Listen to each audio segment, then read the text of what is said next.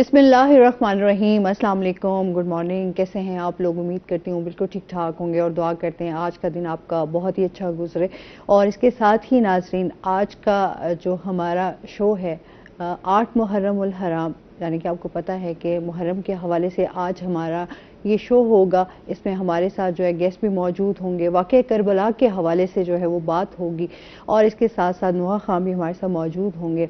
जैसे कि आप जानते हैं कि 8 मुहर्रम उल हराम के हवाले से जो है जो वाक़या पेश आया उस हवाले से भी बात होगी। और इसके साथ जो है आज मैं कहती हूँ कि क्योंकि जब भी वाक़या करबला की बात आती है, जो आपके एहसासात होते हैं, जो आपके जज्बात होते हैं, जो आपके अल्फाज होते हैं, वो कम पड़ जाते हैं। क्योंकि जब भी आप इस वाक़ये के हवाले से बात करते हैं, मैं समझती हूँ कि ये तारीख़ की सबसे बड़ी जो शहादत है, जो हम बात करें कि इसके हवाले से हज़रत इमाम हुसैन अलैहिस्सलाम ने जो अज़ीम कुर्बानी दी, जो अहले बैत ने कुर्बानी दी, वो हमेशा जब तक ये दुनिया कायम है तब तक ये याद रखी जाएगी, उनका ज़िक्र बुलंद रहेगा। आज जो है मौला अब्बास की जो है शहादत का दिन भी से 8 मुहर्रम उल हराम के हवाले से जो है वो कोट किया जाता है, तो उस हवाले से आज बात होगी। सलाम उस शहीद पर जो घोड़े की ज़ेन से ज़मीन पर आया और तो उसके दोनों बाजू तन से जुदा थे। आज उस हवाले से बात करेंगे। और इसके साथ साथ जो है तमाम आज जलूस भी निकाले जाएंगे, मजालिस का भी जो है उनका इनेकाद भी किया जाएगा, और साथ साथ जो है ज़िक्र हुसैन जारी और सारी रहेगा। हमारे साथ जो गेस्ट मौजूद हैं उनका तारुफ करवा देती हूँ। आज हमारे साथ मौजूद हैं जी साहबजादा ज़ीशान कलीम मासूमी साहब, जो कि तर्जुमान हैं जी जमात अहले सुन्नत पाकिस्तान सूबा पंजाब के। और अस्सलाम वालेकुम, कैसे हैं आप? ठीक ठाक हैं? वेलकम करते हैं अपने शो में आपको। और इसके साथ ही जो है हमारे साथ आबदी सिस्टर्स भी मौजूद हैं, जिसमें आलीन फातिमा हैं, खतीजा फातिमा हैं, अरूज फातिमा हैं। अस्सलाम वालेकुम, हमारे साथ मौजूद हैं। इनसे हम नोहा भी सुनेंगे, और आप भी हमें ज्वाइन कर सकते हैं। से कोई बात करना चाहें तो वो भी आप कर सकते हैं। अच्छा, सबसे पहले तो आज जैसा कि बात करेंगे मौला गाजी अब्बास की शान पे, उनके शुजात के हवाले से, सबसे पहले उसके हवाले से बताइएगा। नहमदुहु व नुसल्ली अला रसूलिहिल करीम, अम्मा बाद फ़ाउज़ बिल्लाहि मिनश शैतानिर रजीम, बिस्मिल्लाहिर्रहमानिर्रहीम। मैं मशकूर हूँ रोहित चैनल और इनकी पूरी टीम, किबला अमजद बुखारी शाह साहब का, जिन्होंने मुहर्रम के इस बाबरकत और मुक़द्दस मौके पे मुझे याद फरमाया। मुहर्रम उल हराम बरकतों, रहमतों और तक़द्दुस वाला माह मुबारक है, और इसकी हुर्मत अयां है। जैसे ही मुहर्रम उल हराम का ये माह मुबारक जलवा फिगन होता है, तो वैसे ही नवासे रसूल, जिगर गोशे बतूल, जिगर पारा मुस्तफ़ा, इमाम अली मकाम सैयदना हज़रत इमाम हुसैन अलैहिस्सलाम और आपके रुफ़क़ाए कार, आपके घराना की जो कुर्बानियाँ हैं लाजवाल, उनकी याद ताज़ा होती है। और अहले बैत अतहार, खानवादा मुस्तफ़ा सल्लल्लाहु अलैहि वसल्लम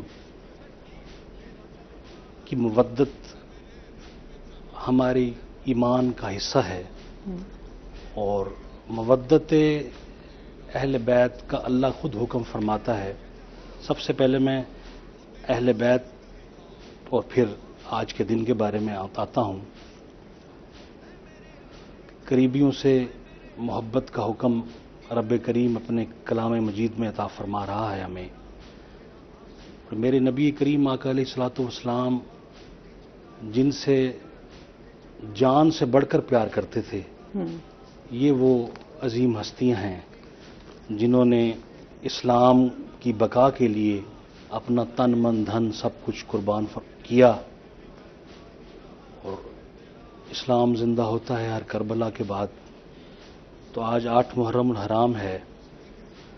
आज कमरे बनी हाशिम حضرت غازی عباس علمدار کی شہادت کا دن ہے، ان کی شجاعت اور ان کا مرتبہ اور ان کا مقام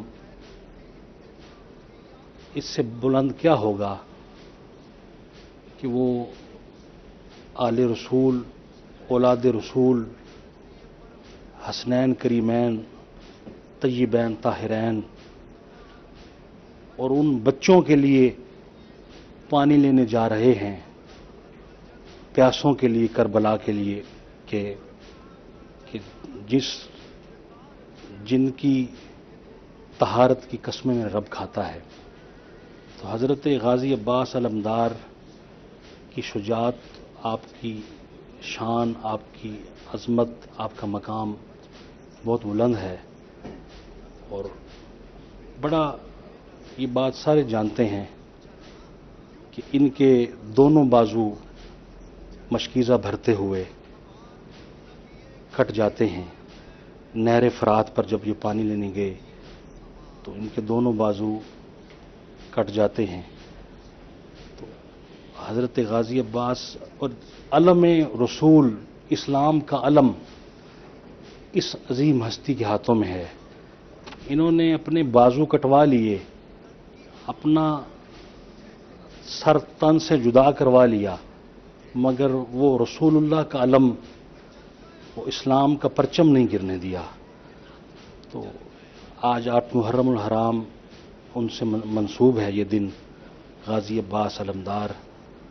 تو اللہ کریم ہمیں آپ کی تعلیمات پر عمل کرنے کی توفیق عطا فرمائے، اور آپ کی جواں مردی اور آپ کی شجاعت اور آپ کی ہمت اور استقلال کو امام علی مقام، جگر گوشہ بطول، نواسہ رسول، آپ بھی سلام کرتے ہیں آپ کی بہادری کو، جو انہوں نے کربلا کے میدان میں بہادری کا مظاہرہ پیش کیا۔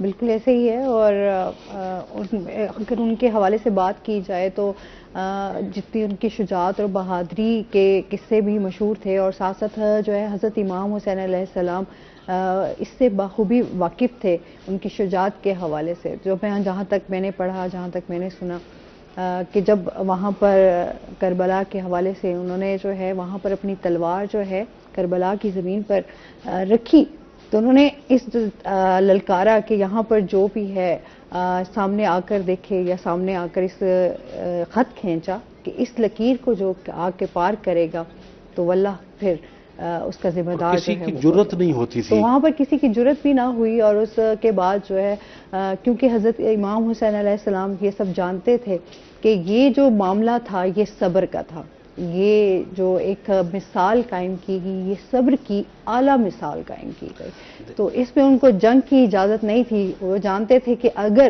مولا غازی عباس کو جو ہے اگر حکم دے دیا گیا تو پھر جو ہے دشمنوں کی خیر نہیں، اور یہ کربلا جو ہے وہ جیت جاتے۔ اور ایک جو سمجھتے ہیں نا کہ شاید یہاں پہ کہ ایسا کیسے ہو سکتا ہے کہ اہل بیت ہو اور اللہ کی محبت جب ساتھ ہو، اللہ کی طاقت جب ساتھ ہو، تو ایسا کیسے ہو سکتا ہے۔ تو یزید پر لعنت بے شمار، اور آپ دیکھیں کہ یزید کا تو نام و نشان بھی نہیں، اور آج بھی جو ہے وہ ذکر حسین بلند ہے اور ہمیشہ بلند رہے گا۔ وہ کہتے ہیں سارا زمانہ کہے گا ہمارے ہیں حسین، تو اس میں کوئی شک نہیں ہے۔ اس کے ساتھ ہی جو ہے آپ جی سسٹرز ہمارے ساتھ موجود ہیں۔ اچھا، جس طرح ہم اہل بیت کی بات کرتے ہیں تو ذیشان صاحب اس حوالے سے ہمیں بتائیے کہ ان سے جو محبت کا اظہار جو ہے وہ کیسے کر سکتے ہیں، اور قرآن پاک میں اور حدیث کے مطابق جو ہے میں چاہوں گی کہ اس حوالے سے اس پہ روشنی ڈالیے گا۔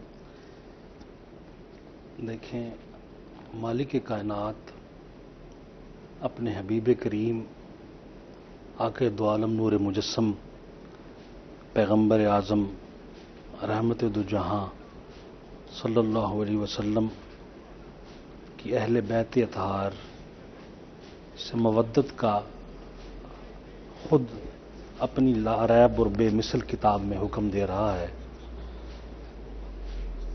قرآن مجید کی آیت شان اہل بیت میں ہے، الا المودۃ فی القربا کا جو مقام اہل بیت اطہار سے مودت کرنے کا میرے رب کریم نے عطا فرمایا اور حکم دیا ہمیں. مودت اور محبت میں فرق ہے. محبت بندہ جس سے کرتا ہے اس کے بغیر رہا جا سکتا ہے. مودت وہ چیز ہے کہ دیکھیں مچھلی پانی سے محبت نہیں کرتی. مچھلی کو پانی سے محبت نہیں ہے، مچھلی پانی سے مودت کرتی ہے. اگر مچھلی کو پانی سے ہم نکال دیں تو وہ مر جائے گی. تو ہمیں حکم دیا گیا کہ نبی کے قریبیوں سے مودت کریں. مطلب ہمارے ایمان کا جزو لازم ہے کہ ہم نبی کریم آقا علیہ الصلوۃ والسلام کی اہل بیت اطہار سے مودت سے بہت بڑھ کے اگلا رشتہ مودت کا ہے، اس کا حکم دیا گیا ہے. اللہ نے ہمیں فرمایا کہ مودت کریں میرے نبی کے قریبیوں سے. اور مطلب ہماری روح اور ہمارے ایمان کا بنیادی جزو حسنین کریمین کی محبت ہے، ان کی مودت ہے. اور میرے آقا علیہ الصلوۃ والسلام، قربان جاؤں آپ کی ذاتی اطہر پر، جنہوں نے ہمیں ہر قدم پر اہل بیت اطہار سے محبت کا مودت کا درس دیا ہے. آقا علیہ الصلوۃ والسلام خود کتنا پیار کرتے ہیں حسنین کریمین پہ. قربان جاؤں، حسنین کے دو نین پر سو نین تصدق. سو نین تو کیا چیز ہیں، کونین تصدق. تو حسنین کریمین سے میرے نبی کریم آقا علیہ الصلوۃ والسلام خود اتنا پیار کرتے ہیں کہ آقا علیہ الصلوۃ والسلام جب آپ کی ولادت باسعادت ہوئی 5 شعبان المعظم کو، تو آقا علیہ الصلوۃ والسلام اپنے نواسے کو اٹھاتے ہیں اور گلو ناز چومتے ہیں. اور جبریل جہاں ولادت کی مبارک بات دیتا ہے، وہاں یہ بھی خبر دیتا ہے مخبر صادق کو کہ اس پیارے کو، آپ کے لاڈلے کو، کرب و بلا کے میدان میں جس گلو میں ناز کو اب چوم رہے ہیں، یہاں خنجر و تلواریں چلیں گی. تو آقا علیہ الصلوۃ والسلام کی آنکھوں سے آنسو رواں ہوتے ہیں. اور اللہ کے محبوب کریم اپنے ہاتھوں کو، ید اللہ کے ہاتھوں کو بلند فرماتے ہیں اور اللہم آتینا صبرا واجرا حسینا کے الفاظ میرے نبی کریم کی زبان اطہر سے نکلتے ہیں. آپ نے یہ نہیں فرمایا کہ یا اللہ یہ واقعہ ہی ختم ہو جائے، یہ مصائب آزمائشوں سے ٹال دے. رحمت عالم ہیں، اگر وہ چاہتے تو یہ کچھ بھی نہ ہوتا. آپ نے فرمایا کہ یا اللہ حسین کو اس پر صبر عطا فرمانا اور صبر پر اجر عطا فرمانا. آنکھوں سے آنسو رواں ہے رحمت دو عالم. محبت کا یہ عالم ہے. اور فرط محبت میں پھر آپ نے اپنے کا گلا چوما اور پھر آپ کا نام شبیر رکھا. تو اتنی محبت میرے آقا کو تھی. آقا علیہ الصلوۃ والسلام نے فرمایا کہ حسین مجھ سے ہے، میں حسین سے ہوں. یہ تو سمجھ آتی ہے کہ حسین مجھ سے ہے، باپ سے بیٹا ہے، اور باپ یہ کہے کہ میں بیٹے سے ہوں، تو یہ شان حسین ہی تھی، حسنین کی محبت ہی تھی جو کریم نے سکھائی. اور بچوں کو ہم چومتے ہیں، ہر بچہ پیارا لگتا ہے نا. تو میرے آقا علیہ الصلوۃ والسلام حسنین کریمین کو چومتے بھی تھے اور سونگھا بھی کرتے تھے. آپ فرماتے تھے کہ یہ جنت کے پھول ہیں، ان سے مجھے جنت کی خوشبو آتی ہے. تو خود جس ہستی کو اپنے بچوں سے اتنا پیار ہو تو وہ امت کو بھی یہی درس دیتے ہیں کہ حسنین کو مت بھولنا. ان کی محبت، ان کی مودت ہمارے لیے دنیا میں بھی سرمایہ افتخار ہے، ہماری قبر میں بھی یہی اسی محبت اور مودت سے ہماری بخشش و مغفرت ہوگی. دیکھیں یہ محرم الحرام کے مقدس دن ہیں. ہر دل میں بلا تفریق جو کلمہ پڑھنے والا ہے وہ حسنین کا حبدار ہے، وہ اہل بیت کا ماننے والا ہے، ان سے پیار کرنے والا ہے. اس کے دل میں اضطراب کی کیفیت ہے، غموں کی کیفیت ہے کہ وہ ہستیاں جن کے لیے اللہ نے یہ کائنات بنا دی، پنجتن کا گھرانہ، پنجتن پاک، انہوں نے اسلام کی تاریخ میں تھوڑا سا اور بتا دوں. جی بالکل، اس پہ مزید ہم بات کریں جی. گے. ناظرین ابھی ہم نے جانا ہے بریک پہ، ہمارے ساتھ رہیے گا.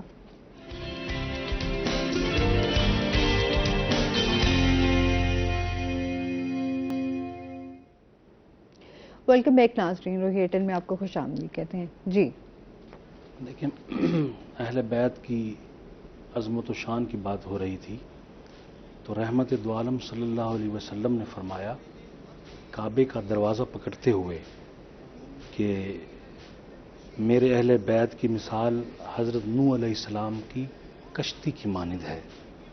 جو اس میں سوار ہو گیا وہ بچ گیا اور جو اس سے پیچھے ہٹ گیا وہ ہلاک ہو گیا. اور میرے نبی کریم آقا علیہ الصلوۃ والسلام نے فرمایا کہ اپنے بچوں کو بھی 3 چیزیں سکھائیں. ایک کلام مجید سے محبت، اللہ کے قرآن سے، دوسرا میری محبت، تیسرا میری آل کی محبت. تو یہ اپنے بچوں کو بھی اہل بیت اطہار کی محبت سکھائیں. تو حسنین کریمین اور ان کی ذات بابرکات پر اپنے ماں باپ قربان کر دیں. ایسی عظیم ہستی، اسلام کی تاریخ قربانیوں سے بھری ہے، مگر جو قربانی خانواد رسول نے دی ہے ایسی قربانی کہیں تاریخ عالم میں نہیں ملتی. ایک ایک کر کے اکثر صحابہ نے جانیں قربان کی، لیکن پورے کا گھر قربان کر دینا یہ خانواد رسول کی ہی عظمت و شان ہے. اور تاریخ عالم اس کی مثال نظیر دینے سے قاصر ہے کہ بچے تک، اپنے 6 ماہ کے بچے تک، حضرت علی اصغر، حضرت علی اکبر، حضرت قاسم بھتیجے ہیں، حضرت امام حسن کے بیٹے ہیں، حضرت اون، حضرت محمد، یہ آپ کے پھوپھی کے حضرت زینب کے تو بچے کو راہ خدا میں اسلام کی بقا کے لیے قربان کر دینا یہ اہل بیت اطہار کے ہی حصے میں آیا ہے، قدرت نے رکھا ہے. اقبال نے کہا تھا نہایت اس کی حسین ابتدا ہے اسماعیل. جو قربانی حضرت اسماعیل علیہ السلام نے دی منا کے مقام پر، وہ مینڈا آ گیا، اس کی تکمیل سیدنا حضرت امام حسین کرب و بلا کی تپتی صحراؤں پہ کرتے ہیں. اور دیکھیں کیا خوبصورت پیغام دیا انہوں نے. جب آپ عصر کا ٹائم ہوا اور آپ کو شہادت کا وقت آیا تو آپ نے سجدے میں آپ کا سر تن سے جدا ہوا اور حالت سجدے میں آپ نے اللہ کو اپنی جان دی. سجدے تو سب نے کیے، اس کا نیا انداز ہے، یہ وہ سجدہ ہے کہ جس پر خود خدا کو ناز ہے. میرے حسین وہ سجدہ کر گئے کہ کائنات میں اب تک اور رہتی دنیا تک جتنے بھی سجدے ہم کریں گے، ہوتے رہیں گے اللہ کی بارگاہ میں، وہ حسین کے اس سجدے کے صلہ ہے، وہ حسین پاک کے اس سجدے کا بدلہ ہے. اور ایسا سجدہ نہ کسی نے کیا ہے تپتی صحرا اور بے آب و گیا جنگل میں، اور نہ کوئی ماں کا بیٹا پیدا ہوگا جو اسلام کی بقا کے لیے اپنے بچوں کو، اپنے گھرانے کو، اپنا سب کچھ قربان کر کے آخر میں خود بھی بارگاہ رب العزت میں اپنی جان سپرد کرتے ہیں. اور پھر آواز قدرت آتی ہے کہ حسین میں تجھ سے راضی ہو گیا ہوں، تو مجھ سے راضی ہے. تو وہ کیا مقام ہے ان کا اور کیا عظمت و شان ہے اہل بیت اطہار کی. بالکل جی. جو ہم اس کی عظیم قربانی کی بات کرتے ہیں تو یہ بہت بڑی صبر کی ایسی مثال تھی کہ آپ خود پورے گھرانے کو جب اپنی آنکھوں کے سامنے جو ہے وہ شہید ہوتا دیکھیں اور زخمی حالتوں میں دیکھیں تو یہ بڑی بڑی صبر کی بات ہے. مطلب ہم لوگوں میں آج اگر دیکھا جائے تو صبر و برداشت بالکل بھی نہیں ہے جو ہمارے معاشرے میں ہو رہا ہے، جو اس ٹائم ہم دیکھ رہے ہیں. تو یہ جو کربلا کا واقعہ ہے یہ ہمیں بہت سبق دیتا ہے، اس سے ہم بہت کچھ سیکھ سکتے ہیں. اچھا، جس طرح ہم کربلا کا واقعے کے حوالے سے بات کریں گے، ایک تو یہ جس طرح کہتے ہیں کہ بہت سارے لوگوں کے دلوں میں یہ سوال بھی آتا ہے کہ کربلا کا واقعہ آخر کیوں پیش آیا اور اس سے ہمیں کیا سبق ملتا ہے. دیکھیں کربلا کا واقعہ حق و صداقت، جواں مردی، شجاعت اور باطل و حق میں تمیز کرنے کا واقعہ ہے۔ حضرت سیدنا امام علی مقام نے اور ان کے رفقاء نے میدان کرب و بلا میں اپنی جانیں قربان کرنا گوارا کر لیا، اپنے بچے ذبح کروا لیے، لیکن باطل کا ساتھ نہیں دیا، یزید کے آگے سر نہیں جھکایا۔ وہ جو نانا کے ہاتھ تھے حسنین کے، وہ کسی پلیت کے ہاتھ میں دینا آپ نے گوارا نہیں فرمایا۔ تو ہمیں کرب و بلا کا واقعہ رہتی دنیا تک یہ سبق دے رہا ہے کہ ظالموں کے سامنے ڈٹ جانے کا نام حسینیت ہے۔ ہر وقت کے یزید کے سامنے ڈٹ جانے کا نام اور انکار کا نام حسینیت ہے۔ حسینیت تو مقام عدل ہے، حسینیت تو مقام فخر ہے، حسینیت تو انسانیت کو زندہ کر گئی ہے۔ دیکھیں آج کائنات میں جس جگہ بھی نظر دوڑائیں حسین نظر آئیں گے، حسینیت نظر آئے گی، نہ یزیدیت ہے عید ہے۔ تو کرب و بلا کے میدان میں سیدنا امام حسین نے اپنی جان قربان کر کے امت کو حق و باطل میں تمیز سکھا دی ہے کہ وہ جو رسول اللہ کے تربیت یافتہ ہوں، جو رسول اللہ کے نواسے ہوں، جو رسول اللہ کی جن کی رسول اللہ کی گود میں تربیت ہو، جن کی ماں سیدہ طیبہ طاہرہ زاہرہ کاملہ اکملہ رافعہ ساجدہ عابدہ زاہدہ کاملہ اکملہ حضرت فاطمہ الزہرا جیسی خاتون جنت ہوں، خود آپ جنت کے نوجوانوں کے سردار۔ میرے نبی کریم نے فرمایا کہ حسنین جنت کے نوجوانوں کے سردار ہیں۔ آقا کریم علیہ الصلوۃ والسلام کہ یہ جانثار، یہ پیارے لاڈلے نواسے، اور ماں عورتوں کی سردار ہے۔ اور پھر دیکھیں سیدنا مولا علی کرم اللہ وجہ الکریم، جن کے والد علی جیسے بہادر ہوں، وہ کیسے باطل کے سامنے جھک سکتا ہے؟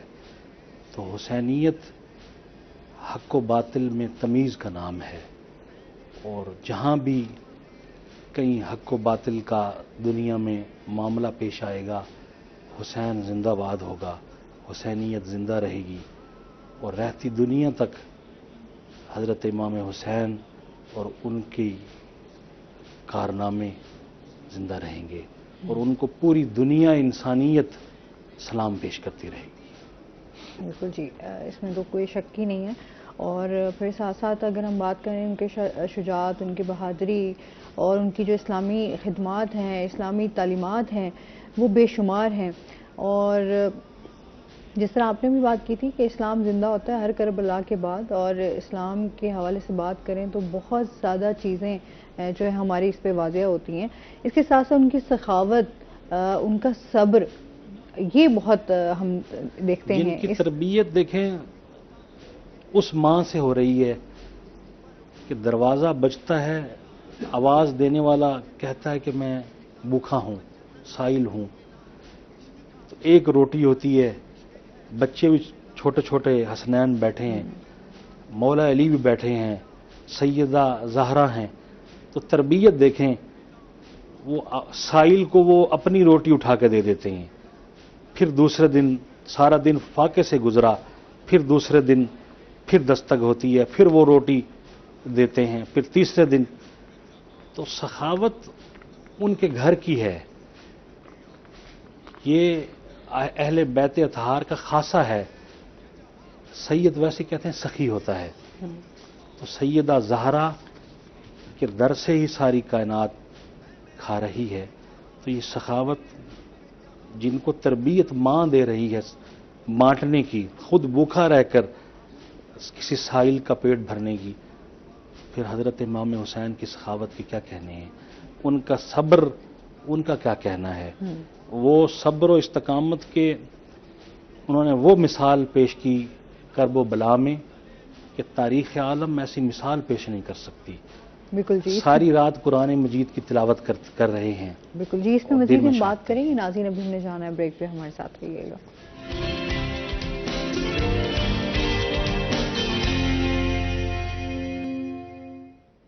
ویلکم بیک ناظرین، روحی 10 میں آپ کو خوش آمدید کہتے ہیں. اچھا، جس طرح ہم اس واقعے کے حوالے سے بات کر رہے ہیں، آپ کیا سمجھتے ہیں ہمیں کتنی ضرورت ہے آج اس چیز کی کہ ہمارے معاشرے میں سدھار لانے کے لیے، ہمیں اپنے آپ کو بہتر کرنے کے لیے؟ دیکھیں، فی زمانہ ہمیں تعلیمات خانواد رسول پر عمل کرنے کی ضرورت ہے، اور ہمیں اپنے آپ کو سدھارنے کے لیے اسوہ حسنہ، اسوہ اہل بیت، صحابہ کرام پر زندگیاں بسر کرنی ہوں گی. حضرت امام حسین یہ نہیں ہے کہ واقعہ کربلا ہو گیا، شہادت ہو گئی اور ختم ہو گیا. آپ درس دے گئے رہتی دنیا تک کے انسانوں کو کہ سر سجدے میں چلا جائے، نماز نہ جانے پائے. حسینیت نام ہی نماز کا ہے.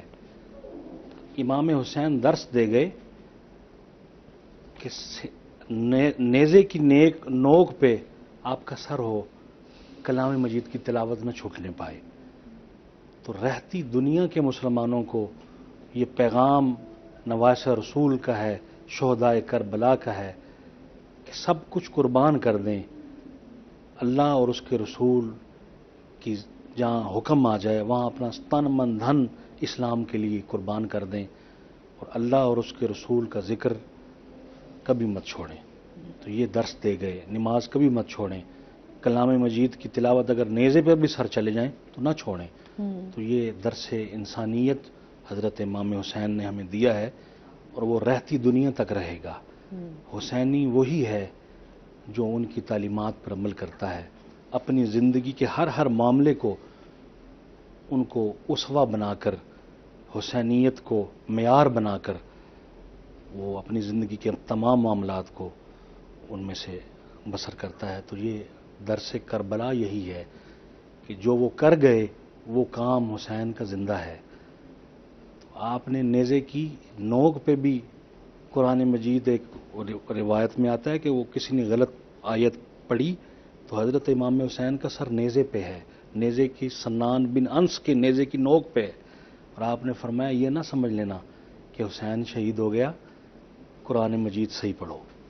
تو یہ حسین کا درس ہے، اور جو رہتی دنیا تک آپ نے دیا اور رہے گا، جاری و ساری رہے گا. اچھا، جس طرح ہم یہ دیکھتے ہیں کہ جو کربلا کا واقعہ ہے وہ ہمیں نماز کے حوالے سے، قرآن پاک کی تلاوت کے حوالے سے جو سبق دیتا ہے کہ دیکھیں کہ اگر نیزے پر بھی سر مبارک ہے تو تلاوت قرآن پاک جو ہے وہ جاری تھا. قرآن پاک کی اہمیت، نماز کی اہمیت، اس پہ بات ہوگی ہمارے نیکسٹ سیگمنٹ میں، لیکن ہمارے پاس جو ہے وہ ٹائم بہت شارٹ ہے. کوئی میسیج دینا چاہیں ہمارے ویورز کو؟ کربلا کا واقعہ پھر میں یہی کہوں گا کہ حضرت امام حسین اور آپ کے خانوادہ کی عظیم قربانیوں کا جو یہ واقعہ ہے، یہ رہتی دنیا تک کے مسلمانوں کو، بلکہ انسانیت کو یہی درس دے رہا ہے کہ اگر کبھی وقت کے یزید کا سامنا کرنا پڑ جائے تو حسین کے انکار کی طرح ڈٹ جانا اور اپنا سر مت جھکانا اور اپنا سب کچھ قربان کر دینا اسلام کی خاطر، فروغ اسلام کی خاطر، اللہ کے دین کی سربلندی کی خاطر، اور نماز بچا لیں، کلام مجید کی تلاوت معمولات میں سے کر لیں. تو یہی حضرت امام حسین خود عمل کر کے دکھا گئے، اور یہی اسوہ شبیری ہے۔ اللہ کریم ہمیں سیدنا امام حسین، اہل بیت اطہار، صحابہ کرام کی محبت و مودت میں زندہ رکھے، اور اسی پہ ہمارا خاتمہ ایمان فرمائے۔ بہت شکریہ آپ کا، آپ ہمارے ساتھ رہے، اور اس کے ساتھ ہی ناظرین ابھی ہم نے جانا ہے بریک پہ، ہمارے ساتھ رہیے گا۔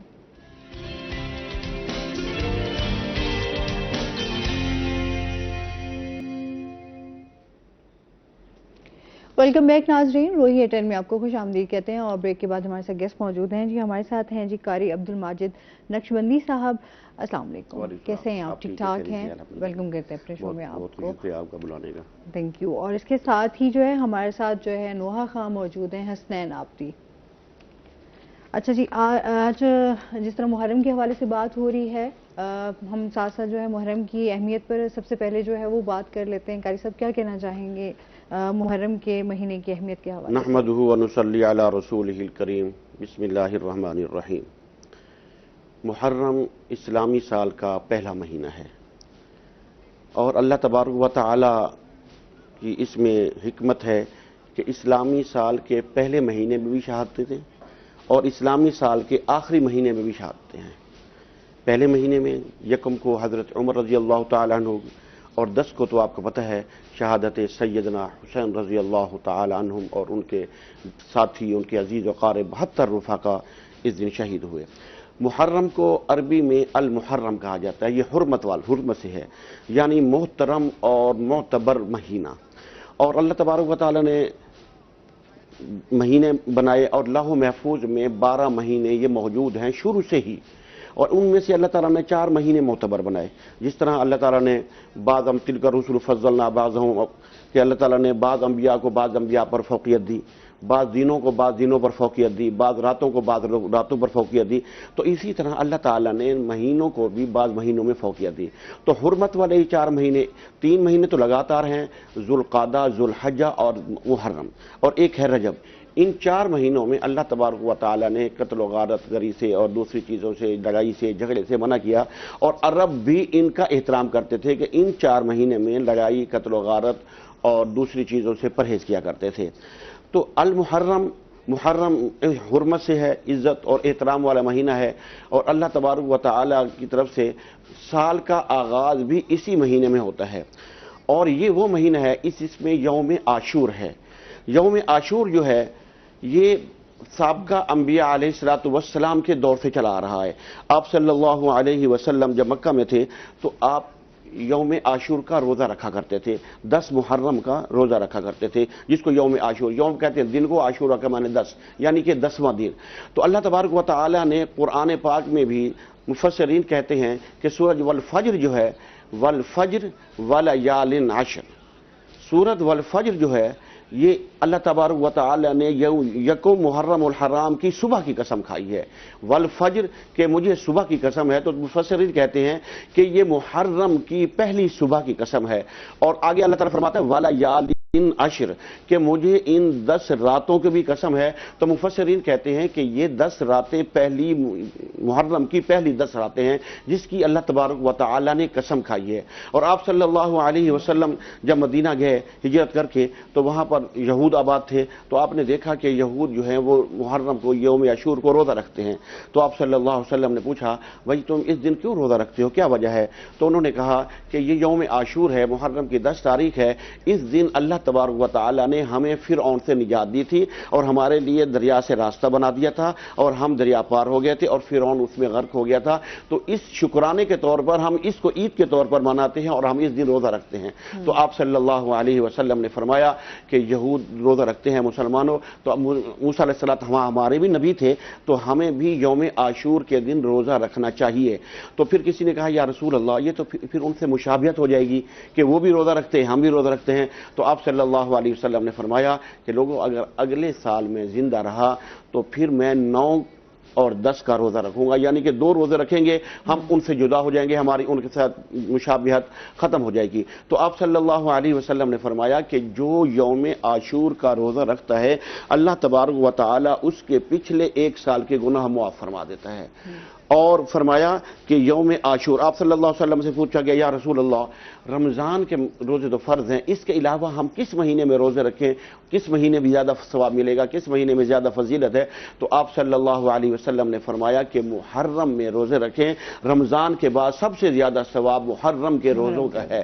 اور یوم عاشور کا روزہ تو بہت ہی اہمیت کا حامل ہے، آپ صلی اللہ علیہ وسلم نے رکھا ہے، صحابہ کو بھی حکم دیا ہے، بلکہ ایک مرتبہ آپ نے انصار کی بستی میں ایک اپنے صحابی کو بھیجا، یوم عاشور کا دن تھا، تو آپ صلی اللہ علیہ وسلم نے فرمایا کہ جاؤ اس بستی میں کہ جن لوگوں نے روزہ رکھا ہے تو ٹھیک ہے رکھ لی ہے، اور جن لوگوں نے ابھی تک کھا پی رہے ہیں ان کو کہو کہ اب روزہ رکھ لیں اور افطار تک کچھ نہ کھائیں پیئے۔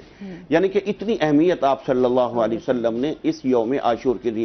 اور یہ یوم عاشور کیا ہے؟ یہ شروع حضرت آدم علیہ السلام کی پیدائش یوم عاشور میں ہوئی، حضرت آدم علیہ السلام کو جنت میں یوم عاشور کے دن بھیجا گیا، اور حضرت آدم علیہ السلام جب دنیا میں بھیجے گئے تو آپ نے جب اللہ تبارک و تعالی سے توبہ کے لیے دعا کی، ربنا ظلمنا انفسنا وان لم تغفر لنا وترحمنا لنکونن من الخاسرین، تو یہ توبہ بھی 10 محرم کو ہی یوم عاشور کے دن قبول ہوئی۔ اور اسی طرح حضرت نوح علیہ السلام جب طوفان آیا تو آپ کی کشتی جو ہے وہ پہاڑ کے ساتھ جا کر جو لگی، وہ بھی یوم عاشور کا دن تھا۔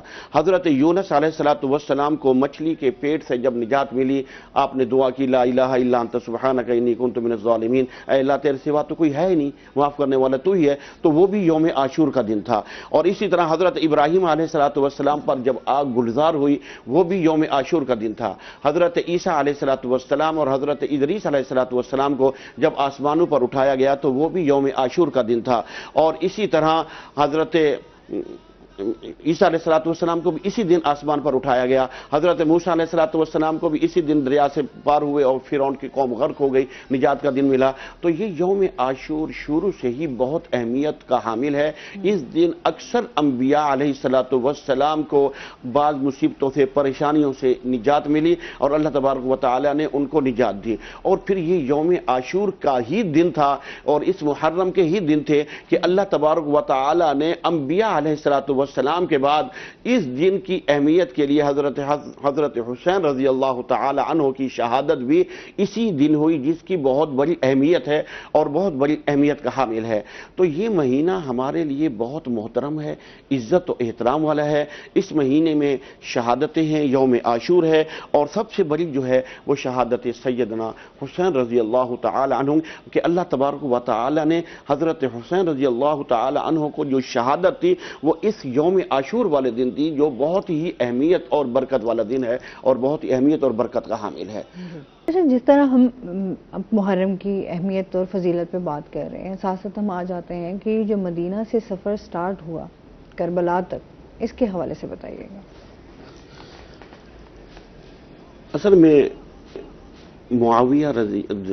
حضرت امیر معاویہ نے یزید کو اپنی زندگی میں ہی خلیفہ نامزد کر دیا تھا، تو بہت سے لوگوں نے یزید کی بیعت کر لی تھی، لیکن کئی صحابہ ایسے تھے جنہوں نے یزید کی بیعت نہیں کی تھی اور کہا کہ ہم اس کو خلیفہ نہیں مانتے، اور ان میں حضرت امام حسین رضی اللہ تعالی عنہ سر فہرست تھے۔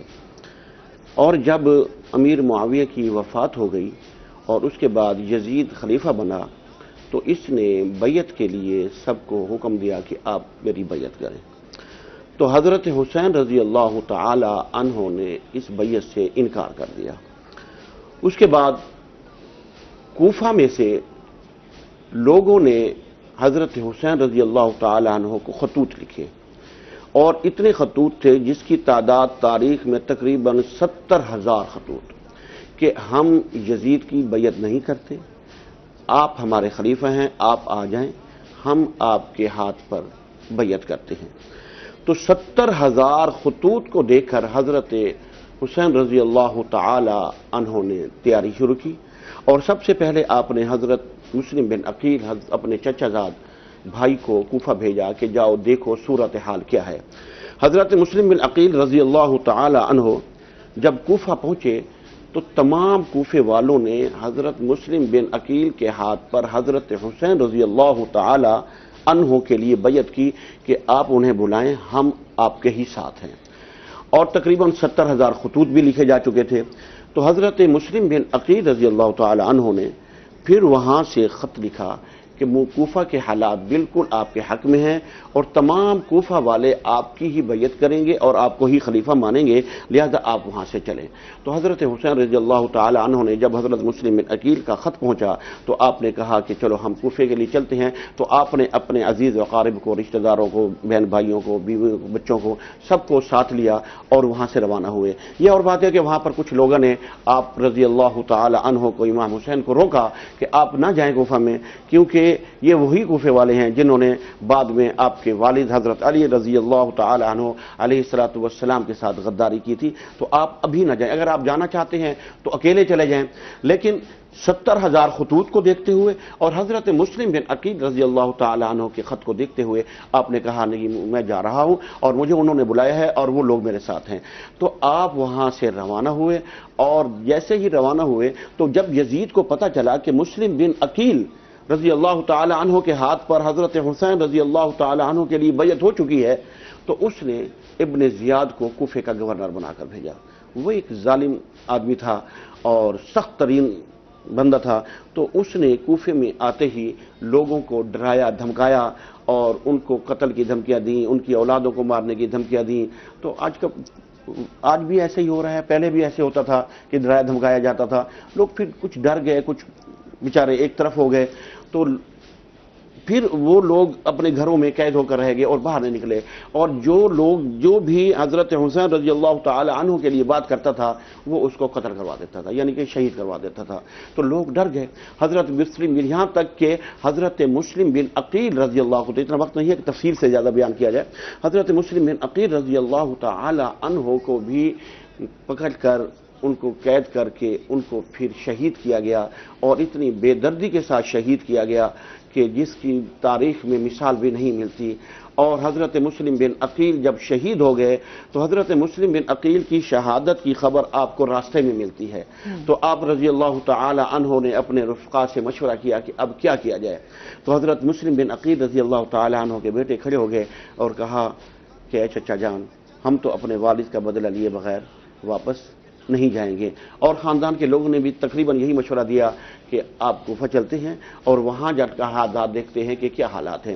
تو آپ کا خیمہ وہاں سے اٹھا اور سفر کرتا رہا یہاں تک کہ آپ کربلا میں پہنچ گئے۔ ادھر سے ابن زیاد نے اور یزید نے 3000 کا لشکر شمر کی موجودگی میں اس شمر کو سردار بنا کر ان کی طرف بھیجا، اور انہوں نے آپ امام حسین رضی اللہ تعالی عنہ کے قافلے کا گھیراؤ کر لیا اور ان پر زور دیا کہ آپ یزید کی بیعت ہم سے کریں۔ تو آپ رضی اللہ تعالی عنہ نے، حضرت امام حسین رضی اللہ تعالی عنہ نے کہا کہ میں یزید کی بیعت کسی طور پہ بھی نہیں کر سکتا، وہ مسلمانوں کا خلیفہ بننے کے قابل نہیں ہے، وہ اچھا مسلمان نہیں ہے۔ بظاہر تو وہ مسلمان تھا، کلمہ پڑھتا تھا، فرمایا آپ نے وہ اچھا مسلمان نہیں ہے، میں اس کے ہاتھ پر بالکل بیعت نہیں کروں گا، وہ ظالم ہے، لہذا۔ اور پھر آپ نے ان کوفہ والوں کے سامنے، اس لشکر کے سامنے، وہ جو خطوط تھے وہ آپ کے پاس بوریوں بند تھے، آپ اندر گئے خیمے سے، وہ خطوط اٹھائے اور وہ خطوط اٹھا کر بوریوں سے جو نیچے گرائے، اور آپ نے ایک فکرہ بولا کہ تمہاری ماں تمہیں روئے، اس کا مطلب یہ ہے کہ تم مر جاؤ، یعنی کہ ماں تو اس وقت روتی ہے نا کہ جب اس کا بیٹا مر جاتا ہے۔ تو آپ نے ان کو مخاطب ہو کر فرمایا کہ تمہاری ماں تمہیں روئے، کیا تم نے مجھے یہ خط نہیں لکھے اور تم نے مجھے آنے کے لیے نہیں کہا؟ کیا تم نے میری بیعت کے لیے مجھے خط نہیں لکھے؟ اور آج تم اس سے دستبردار ہو رہے ہو۔ اور کئی لوگوں نے اس پر انکار کر دیا کہ ہم نے آپ کو خط نہیں لکھے، اور جن جن لوگوں نے انکار کیا آپ نے ان کے خط نکال کے ان کو دکھائے کہ یہ تمہارا خط ہے جو تم نے مجھے لکھا ہے، اور پھر آج تم اس کے خلاف ہو رہے ہو۔ تو وہاں پر حضرت حسین رضی اللہ تعالی عنہ کے قافلے کا گھیراؤ کیا گیا۔ تو جب آپ نے دیکھا کہ یہ لوگ بہت ظلم کرنے پر تل آئے ہیں، اور یہاں تک کہ آپ پر پانی بھی بند کر دیا گیا، بعض روایات میں آتا ہے کہ یکم محرم سے ہی پانی بند کر دیا گیا تھا، اور زیادہ تر جو روایات ہیں وہ یہ ہے کہ 8 محرم سے، یعنی 3 دن کے لیے پانی، چاہے 3 دن کے لیے ہو چاہے 10 دن کے لیے ہو، اس میں پانی ایک ایسی چیز ہے کہ لوگ کہتے ہیں کہ اگر کھانا ہمیں 48 گھنٹے بھی نہ ملے تو ہم بھوکا رہ سکتے ہیں، اگر پانی ہمیں 48 گھنٹے نہ ملے تو ہم زندہ نہیں رہ سکتے۔ تو پھر پانی کی بندش، اور پھر ان میں چھوٹے چھوٹے بچے بھی شامل تھے، اور سب سے چھوٹا بچہ جو تھا علی اصغر رضی اللہ تعالی عنہ، جو دودھ پیتا بچہ تھا، اور اس کے لیے بھی پانی بند کر دیا گیا، اور تمام لوگوں کے لیے پانی بند کر لیا گیا۔ کچھ لوگوں نے کوشش کی کہ دریا سے پانی بھر کے، مشکیزیں بھر کے آپ تک پہنچائے جائیں، لیکن راستے میں ان کی فوج تھی، ان کے لوگ کھڑے تھے جو کہ مشکیزوں پر تیر چلا دیتے تھے، پانی گرا دیتے تھے، اور پانی کو آگے نہیں جانے دیتے تھے، اور 3 دن، بلکہ میں تو یہ کہتا ہوں کہ جو روایات 10 دن کی ہیں وہ بھی ٹھیک ہیں، کہ 10 دن تک پانی بند رہا، اور 10 دن تک پانی کی بندش کی وجہ سے وہ لوگ پیاسے رہے۔ اور پھر جب ان سے پوچھا جاتا کہ اتنی پیاس میں، جب قافلہ جو بچ گیا، ان سے بعد میں سوال ہوا کہ تم اتنی پیاس میں کیسے زندہ رہے، تو وہ لوگ کہتے تھے کہ جب بھی ہمیں پیاس لگتی تھی تو ہم قرآن کی تلاوت شروع کر دیا کرتے تھے، اور جیسے جیسے ہم قرآن کی تلاوت کرتے تھے ہماری پیاس بجھ جاتی تھی۔ اور اسی طرح جب حضرت عثمان رضی اللہ تعالیٰ عنہ کو شہید کیا گیا تو ان کے لیے بھی پانی بند کیا گیا، تو ان کو سے بھی بعد میں پوچھا گیا کہ اے عثمان، تمہارے لیے پانی بند، اور اس کنویں کا پانی بند کر دیا گیا ہے جس کو خرید کر حضرت عثمان نے مسلمانوں کے لیے وقف کیا تھا۔ تو حضرت عثمان نے بھی یہی جواب دیا تھا کہ لوگوں، جب مجھے بھوک اور پیاس لگتی ہے تو میں قرآن کی تلاوت کرتا ہوں، تو اللہ تبارک و تعالیٰ قرآن کی تلاوت سے ہی میری بھوک اور پیاس کو بجھا دیتا ہے۔ اور یہی بات کربلا کے میدان میں ان رفقا نے کی، حضرت امام حسین رضی اللہ تعالیٰ عنہ کے گھرانے نے کی، کہ جب ہمیں پیاس لگتی تھی تو ہم قرآن کی تلاوت کرتے تھے تو ہماری پیاس بجھ جایا کرتی تھی۔ تو وہ ایسے لوگ تھے جنہوں نے ظلم کی پرواہ بھی نہ کی، کسی ظالم کے آگے سر بھی نہ جھکایا، اور یہاں تک کہ آپ رضی اللہ تعالیٰ عنہ نے ان کو شرطیں پیش کی کہ بھائی بات یہ ہے، میں اب آ گیا ہوں آپ کے پاس، اور آپ کے خطوط بھی میرے پاس ہیں، اور اب آپ اس سے منکر ہو رہے ہیں، انکاری کر رہے ہیں، تو پھر ایسا کرتے ہیں کہ میں واپس چلا جاتا ہوں، یا مجھے کسی اسلامی سرحد کی طرف واپس جانے دیں، یا مجھے یزید کے پاس لے چلیں، میں اسے ڈائریکٹ مذاکرات کروں گا۔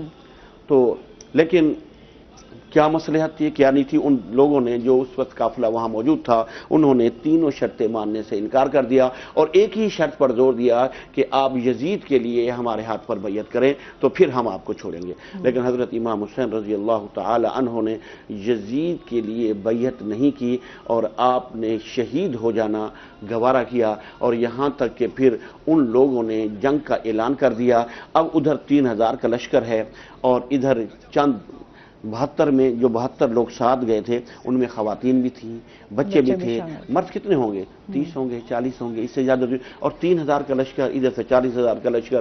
اور پھر سب سے پہلے حضرت مسلم بن عقیل رضی اللہ تعالی عنہ کے بیٹے میدان جنگ میں آئے، اور انہوں نے کئی لوگوں کو، درجنوں لوگوں کو جہنم رسید کیا، آخرکار وہ بھی شہید ہو گئے۔ اسی طرح ایک ایک کر کے آتے رہے، حضرت علی اکبر رضی اللہ تعالی عنہ، حضرت امام حسین رضی اللہ تعالی عنہ کے بڑے بیٹے آئے میدان میں، اور وہ یہ شعار پڑھتے رہے جن کا ترجمہ یہ تھا، لوگوں میں حسین ابن علی کا بیٹا ہوں، آؤ میرے مقابلے میں جو آنا چاہتا ہے۔ اور انہوں نے بھی درجنوں کوفے والوں کو اور جہنم رسید کیا، آخرکار وہ بھی شہید ہو گئے، اور پھر باری باری سارے شہید ہوتے رہے۔ آخر میں ایک چھوٹا بچہ بچا، علی اصغر، اس کو پیاس کی شدت تھی، تو آپ حضرت حسین رضی اللہ تعالی عنہ اس کو اٹھا کر باہر لائے اور کہا کہ لوگوں یہ چھوٹا بچہ ہے، اس سے کیا دشمنی ہے آپ کی، میرے سے دشمنی ہے نا، میں بیعت نہیں کر رہا، آپ میرے سے دشمنی، اب اس چھوٹے سے بچے کے لیے اس چیز کو پانی بھی نہیں مل رہا، پیاسا ہے، میں کہتا ہوں نہیں۔ حضرت حسین رضی اللہ تعالی عنہ کو ان کو اٹھا کے لیے اس لیے لے آئے کہ لوگوں جتنے مرد میرے ساتھ آئے تھے، جوان بچے میرے ساتھ آئے تھے، وہ سارے کے سارے شہید ہو چکے ہیں، اب یہ ایک چھوٹا بچہ جو پیاسا ہے وہ بھی اگر شہید آپ کرنا چاہتے ہیں تو وہ بھی شہید ہونے کے لیے حاضر ہے۔ تو پھر کسی نے ایک تیر مارا جو چین میں جا کر حضرت علی اصغر رضی اللہ تعالی عنہ کے سینے میں لگا۔ حضرت چھوٹا سا بچہ، آج آپ دیکھیں کہ ہمارے گھر میں کوئی بیمار ہو جائے، کسی کو کوئی تکلیف ہو جائے تو ہم گھر والے کتنے تڑپ جاتے ہیں، کتنے پریشان ہو جاتے ہیں، اور خدا نہ خواستہ ہمارے گھر میں کوئی ایک فوتگی ہو جائے تو ہم کتنا نوحہ کرتے ہیں، کتنا ماتم کرتے ہیں، اپنے آپ کو پیٹتے ہیں، روتے ہیں۔ لیکن آپ دیکھیں کہ وہ گھرانہ کتنا صبر و تحمل والا گھرانہ ہوگا کہ جس کے گھر کے سارے افراد ہی شہید ہو جائیں، یہاں تک کہ حضرت حسین رضی اللہ تعالی عنہ کو بھی شہید کر دیا جائے۔ آپ لڑتے لڑتے آپ نے بھی سینکڑوں لوگوں کو جہنم رسید کیا، اور آخر نماز کا وقت آیا تو آپ نے فرمایا کہ لوگوں مجھے نماز ادا کرنے دو۔ دیکھو نا، جنگ میں بھی آپ رضی اللہ تعالی عنہ نے نماز نہیں چھوڑی، اور یہ ہمیں سبق دے گئے ہیں کہ حالت جنگ ہو، ظلم ہو، بربریت ہو، مشکل ہو، کوئی بھی وقت ہو، نماز قضا نہیں کرنی، نماز نہیں چھوڑ سکتے۔ حالانکہ حالت جنگ میں تھے، آپ کہہ سکتے تھے جو جنگ ختم ہوگی یا جنگ سے فارغ ہوں گا تو میں نماز پڑھوں گا، لیکن آپ نے کہا نہیں، نماز کا وقت ہو گیا ہے، مجھے نماز ادا کرنے دو۔ تو اس نماز ادا کرنے کے دوران ہی حضرت حسین رضی اللہ تعالی عنہ پر تیروں کی بارش کر دی گئی اور آپ کو شہید کر دیا گیا، اور اتنا شہید کیا کہ آپ کا سر تن سے جدا کیا گیا، آپ کے سر کو نیزہ گیا، لیکن تاریخ گواہ ہے کہ نیزے پر بھی حضرت حسین رضی اللہ تعالی عنہ کا سر قرآن پاک کی تلاوت میں مصروف تھا۔ اللہ اکبر۔ جس طرح کربلا کے واقعے کی بات ہو رہی ہے، اس کے ساتھ ساتھ جو ہے ہم جس طرح قرآن اور نماز کی بات ہو رہی تھی، اور دیکھیں نا آج ہمیں کتنی ضرورت ہے کہ ہم نماز کی طرف جو ہے وہ اپنا جائیں، نماز قائم کریں 5 وقت کی۔ ہمارے پاس ہم بہت ساری چیزوں پہ فضول ٹائم جو ہے وہ ضائع کر رہے ہوتے ہیں، تو بہتر ہے کہ ہم نماز کی طرف جائیں، اور یہ ہمیں کتنا اس واقعہ سے سبق ملتا ہے۔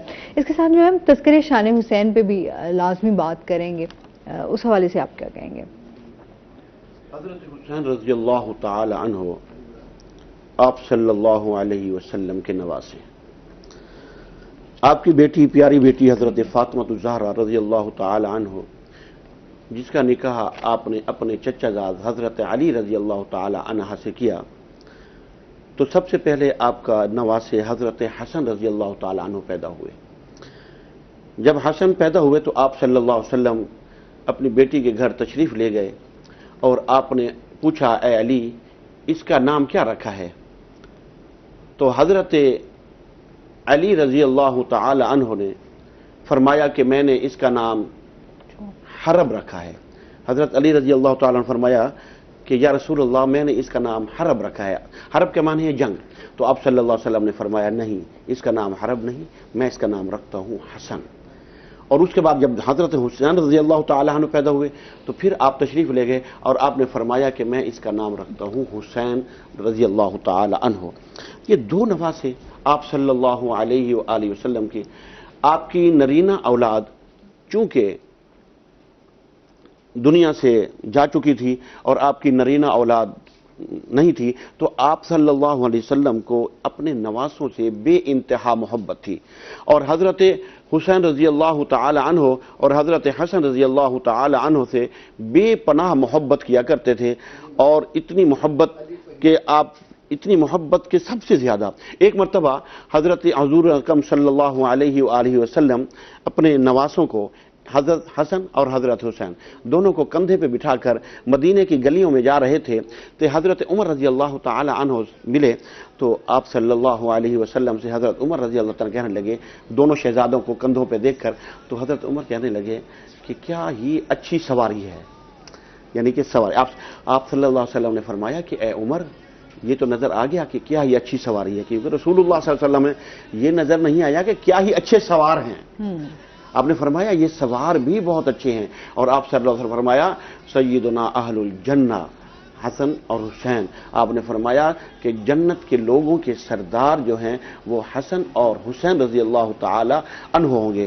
تو آپ صلی اللہ علیہ وسلم ان سے اتنا پیار کیا کرتے تھے کہ آپ بے انتہا، ایک مرتبہ آپ خطبہ دے رہے تھے، جمعے کا خطبہ تھا غالباً، کہ آپ نے دیکھا کہ گرمی کا موسم ہے، حضرت حسین رضی اللہ تعالی عنہ ننگے پاؤں چلتے ہوئے آ رہے ہیں، تو آپ صلی اللہ علیہ وسلم نے خطبے کو ترک کیا اور جا کر حضرت حسین رضی اللہ تعالی عنہ کو اٹھایا اور اٹھا کر آپ نے اپنے پاس بٹھایا اور پھر آپ نے خطبہ دیا، اور پھر اتنی شان کہ آپ صلی اللہ علیہ وسلم سجدے میں ہوتے تھے، حسن اور حسین آپ کے ساتھ کھیلتے تھے۔ ایک مرتبہ آپ سجدے میں تھے کہ آپ کے اوپر حضرت حسین رضی اللہ تعالی عنہ نے سواری کر لی اور بیٹھے رہے، تو آپ نے سجدے کو لمبا کر دیا کہ کہیں میں اٹھوں جلد بازی میں ایسا نہ ہو کہ بچہ گرے اور اس کو چوٹ لگ گیا، یہاں تک کہ جب تک حضرت امام حسین رضی اللہ تعالی عنہ خود کندھے سے نیچے نہیں اترے، آپ صلی اللہ علیہ وآلہ وسلم نے سجدے سے سر نہیں اٹھایا۔ پھر آپ صلی اللہ علیہ وسلم کی یہ نواسے جن کو تربیت ہے दुख्तर रसूल सल्लल्लाहु अलैहि वसल्लम की, जिनको तरबियत है अली मुर्तज़ा रज़ी अल्लाह ताला अन्हु की, और जिनको तरबियत है खुद रसूलुल्लाह सल्लल्लाहु अलैहि व आलिहि वसल्लम की, तो फिर वो कैसे शहजादे होंगे? उन्होंने किस तरह दीन में इस्तिकामत इख्तियार की होगी और दीन में किस तरह चले होंगे? जैसे अभी आपने फरमाया कि नमाज हमारे लिए कितनी अहमियत है। नमाज की अहमियत तो वो करबला में हम बता गए हैं कि नमाज नहीं छोड़ सकते, और नमाज हम पर फर्ज है। 5 वक्त की जो फर्ज हैं वो हम नहीं छोड़ सकते। हमें फर्ज नमाज ज़रूर पढ़नी चाहिए। बाज़ मरतबा हमें ये कहा जाता है, लोग कहते हैं कारी साहब कि ईशा की नमाज बहुत बड़ी है, 17 रकातें हैं, हम थक जाते हैं। तो भाई आप न थकें, आप उसको कम कर लें। फर्ज तो लाजमी है, फर्ज के साथ आप 2 सुन्नत पढ़ लें, 3 वितर पढ़ लें, आपकी नमाज पूरी हो जाएगी। लेकिन आपने फर्ज नहीं छोड़ने और फर्ज पढ़ते रहें। और इस तरह एक मरतबा एक बद्दू देहाती आया, उसने कहा या रसूलल्लाह मैं इस्लाम कबूल करना चाहता हूं, लेकिन मैं 2 नमाजें पढ़ूंगा। तो आपने फरमाया ये तो कम है। उसने कहा अच्छा ऐसा है कि मैं 3 पढ़ूंगा, इससे ज्यादा नहीं पढ़ूंगा। तो आप सल्लल्लाहु अलैहि वसल्लम फरमाया चलो तू इस्लाम कबूल कर ले तो 3 ही पढ़ना। उसने इस्लाम कबूल किया, और इस्लाम कबूल करने के बाद वो उठा और कहने का यार मैं 3 ही पढ़ूंगा। वो चला गया। तो अब साहबा ने अर्ज़ की या रसूल अल्लाह नमाजें तो 5 फर्ज हैं, वो तो 3 का कह कर गया है। आप सल्लल्लाहु अलैहि वसल्लम ने फरमाया उसको 3 का तो आदी होने दो, उसके बाद वो 5 पर भी आ जाएगा। और फिर हुआ यही कि चंद दिनों के बाद लोगों ने देखा कि वो 5 नमाज ही पढ़ रहा था। क्योंकि जब एक मरतबा इंसान नमाज शुरू कर देता है ना, तो अल्लाह ताला फिर उसके दिल में नमाज की मोहब्बत भी डाल देता है, फिर उसको आदत बना लेता है। एक इंसान किसी चीज़ की कोई आदत बना ले तो फिर उसके बगैर नहीं रह सकता। अगर हम नमाज को भी आदत बना लें तो हम नहीं रह सकते। एक मरतबा एक और देहाती आया, तो आप सल्लल्लाहु अलैहि वसल्लम से फरमाने गए या रसूल मुझे को नसीहत कीजिए। आपने फरमाया कि अल्लाह के साथ किसी को शरीक नहीं करना, और यतीम का माल नहीं खाना, और वालदैन की खिदमत करनी है, और फ़र्ज नमाज नहीं छोड़नी। आपने फरमाया फ़र्ज नमाज क्या है? 2 फजर, 4 ज़ोहर, 4 असर, 3 मगरिब और 4 इशा, ये फ़र्ज हैं। बाकी हमारे लिए सुन्नतें हैं और नवाफिल हैं। उसको पढ़ेंगे ज़्यादा सवाब होगा, नहीं पढ़ेंगे उसको गुनाह नहीं है। लेकिन जो सुन्नत मौक़दा हमें बताई गई हैं, जो आप सल्लल्लाहु अलैहि वसल्लम ने रेगुलर पढ़ी हैं, वो हमने ज़रूर पढ़नी है। और वो ज़्यादा नहीं है, ज़ोहर की 4 हैं और मगरिब की 2 हैं, इशा की 2 हैं, ये मौक़दा। तो उसने कहा ठीक है या रसूलल्लाह मैं फ़र्ज नमाज नहीं छोड़ूंगा। और वो उठा और अपना चादर थी वो कंधे पर डाली और चल दिया। तो आप सल्लल्लाहु अलैहि वसल्लम ने फरमाया कि मेरे सहाबा तुमने किसी जन्नती को देखना है? तो सहाबा ने ऐसा कि या रसूलल्लाह बिल्कुल देखना है। आपने फरमाया देखो वो जा रहा है जो ये वादा करके गया है कि मैं अल्लाह के साथ किसी को शरीक नहीं ठहराऊंगा, यतीम का माल नहीं खाऊंगा, और जो है ना वालदैन की खिदमत करूंगा, और फ़र्ज नमाज नहीं छोड़ूंगा। तो आप सल्लल्लाहु अलैहि वसल्लम ने फ़र्ज नमाज की ताकीद की है। फ़र्ज नमाज छोड़ने से गुनाह मिलेगा, और फ़र्ज नमाज कभी भी मुआफ़ नहीं है। बाद में हम बड़ी उम्र को पहुंच जाते हैं तो फिर फतवे पूछ रहे होते हैं कि ये वो हमारी जो कज़ा हो गई है हम उसको क्या करें। सर हाँ, जब हज़रत इमाम हुसैन अलैहिस्सलाम की शहादत हो गई, उनका सर मुबारक जो है वो नेज़े पर लेकर निकले, जब यजीद की दरबार में हाज़िरी हुई सबकी, तो उस हवाले से भी देखेंगे कि उन्होंने पे जो अहले बैत के मसाइब व मुश्किलात का उनको सामना करना पड़ा, उस हवाले से भी बात करिए प्लीज़।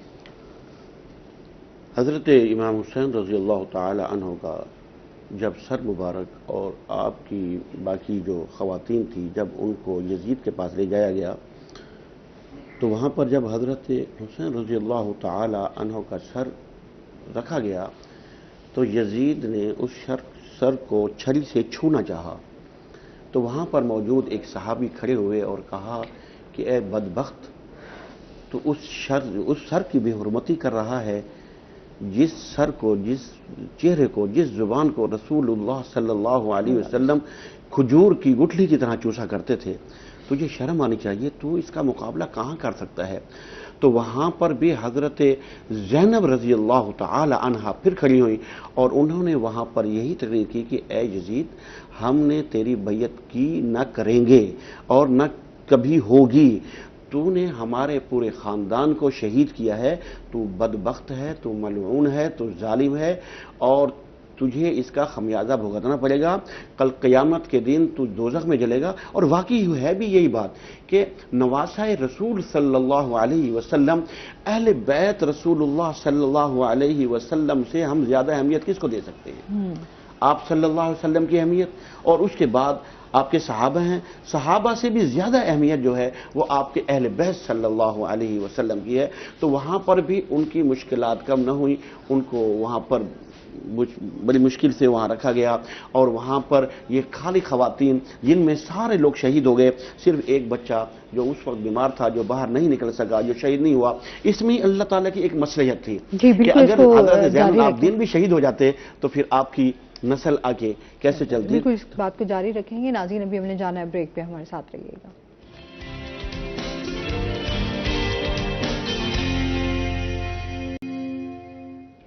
ویلکم بیک ناظرین، روہی 10 میں آپ کو خوش آمدید کہتے ہیں، اور وہیں سے بات کا سلسلہ جوڑیں گے. جی ہاں جی، حضرت زین العابدین بیمار تھے، وہ جنگ کے لیے نہیں آ سکے، وہ زندہ بچ. میں کہنا کہ مجھ سے یہ تھا کہ اس میں اللہ تبارک و تعالیٰ کی مصلحت تھی. اگر حضرت زین العابدین بھی شہید ہو جاتے تو پھر آپ کی نسل ہی نعوذ باللہ ختم ہو جاتی. تو اللہ تبارک و تعالیٰ نے انہیں زندہ رکھا، اور آج حضرت زین العابدین کی نسل آج تک جاری ہے، ساری ہے، اور چل رہی ہے، اور قیامت تک چلتی رہے گی. حضرت حسین رضی اللہ تعالیٰ عنہ، حضرت حسن رضی اللہ تعالیٰ عنہ کو آپ صلی اللہ علیہ وسلم فرمایا کہ جنت کے سردار ہیں، اور جنت کے نوجوانوں کے سردار ہیں، اور یہ جنت میں کھڑے ہوں گے تو آپ کا جس کو دل چاہے گا جنت میں داخل کریں گے، اور جس کو دل چاہے گا روک لیں گے. تو پھر یہ لوگ، یہ جو کوفے والے جنہوں نے آپ کے ساتھ ظلم کیا، پہلے آپ کو خطوط لکھے، محبت کا یقین دلایا، پھر اس کے بعد انہوں نے وہاں پر جو ہے نا بے وفائی کی، تو یہ کس منہ سے جو ہے نا وہاں جائیں گے اور جا کر اپنا منہ دکھائیں گے کہ ہم بھی یہاں آ رہے ہیں. تو یہ لوگ، ظالم لوگ تو ویسے ہی جنت کے حقدار نہیں ہے. اور پھر نواسہ رسول، پھر چلو ایک کی شہادت، دو کی شہادت، اتنے درجنوں لوگوں کی شہادت، حضرت امام حسین رضی اللہ عنہ، ان کے بیٹے، ان کے چچا زاد بیٹے، ان کی اولادیں، اور ان سب کو شہید کر دیا گیا. یہ کوئی عام واقعہ نہیں ہے. اور پھر دیکھو نا، اللہ تبارک و تعالیٰ نے اس واقعے کو یوم عاشور والا دن دیا، جس کی اہمیت بہت زیادہ ہے، اور جو 10واں دن ہے محرم کا. تو یوم عاشور والے دن ہی شہادت حسین رضی اللہ تعالی عنہ کو وہ مقام ملا جو یوم عاشور والے دن دیا. اور کیونکہ یوم عاشور الگ چیز ہے، شہادت کربلا الگ چیز ہے، لیکن واقعہ کربلا کو اللہ تعالیٰ نے اس دن دیا جو سب سے اہمیت والا اور برکت والا دن ہے، جس میں کئی انبیاءوں کی نجاتیں ہوئیں. تو حضرت امام حسین رضی اللہ تعالی عنہ جامع شہادت نوٹ کر کے ہمیں یہ سبق دے گئے کہ کسی ظالم کے آگے نہیں جھکنا، کسی یزید کے آگے کوئی بیعت نہیں کرنی، کسی ظلم کرنے کے آگے والے کے سر نہیں جھکانا. سر یہ کٹ تو سکتا ہے لیکن جھک نہیں سکتا، اور یہی اصل دین ہے. یہی اصل دین ہے. دین کو بچانے کے لیے سر تو کٹوایا جا سکتا ہے لیکن ظالم کے آگے جھک نہیں سکتا. یہ وہ ہمیں سبق دے گئے ہیں، اور وہ سبق بھی پھر وہی. اور آواز آپ کی بات ہے نماز، کہ نماز جنگ کے دوران نماز کو ادا کر کے بھی ہمیں سبق دے گئے ہیں کہ لوگوں نماز بھی نہیں چھوڑی جا سکتی، اور کسی ظالم کے آگے سر بھی نہیں جھکایا جا سکتا.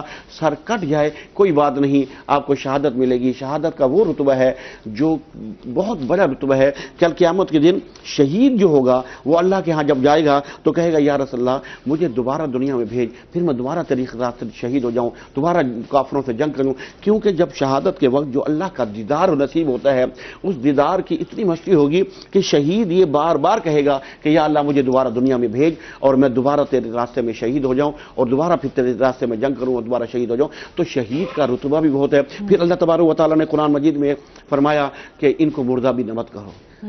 یا ایھا الذین آمنوا استعینوا بالصبر والصلاۃ ان اللہ ولا تقولوا لمن یقتل فی سبیل اللہ اموات، کہ ان کو مردہ بھی مت کرو، یہ زندہ ہیں. اور یہ کیسے زندہ ہیں یہ اللہ بہتر جانتا ہے. بہت شکریہ آپ کا، آپ نے بہت اس پہ تفصیلاً بات کی.